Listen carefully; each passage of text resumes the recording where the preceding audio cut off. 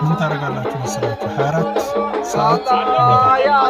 የግዴታ ሌሊትም ቢሆን ፍርድ ቤት መቅረብ አለበት ጉዳይ መታየት አለበት እናንተ የምትወዱት ሰዎች ካላችሁ ደግሞ ሄዳችሁ ካናዳ ኤምባሲ ንገሩለት ምክንያቱም የካናዳ ዜግነት አለው ስለዚህ ያስጠነቀቀ ነው ምን አደረገ ምንም አላደረገ አዶናይን የሚገልጽ ነገር ነው ተመልከቱት በቀጥታ መፈታት አለበት አዶናይ እስከነ ሚስቱ ማለት ነው ምን ማለት ነው ማን አታውቅም በቃ ህይወት አስጠልቶኛል በጣም ያላረኩት ነገር የለም እኮ ከዚህ ህይወት ለመውጣት ያላረኩት ያልሰራሁት ነገር የለም በሮች ተዘግተውብኛል ህይወት አስጠልቶኛል በቃኝ ልጄ በቃኝ ነው ያልከው ገና ብዙ መንገድ ይቀርሃል በሮች ተዘጉብኝ ነው ያልከው እኔ ከፈትኩልክ በር መቻየቅና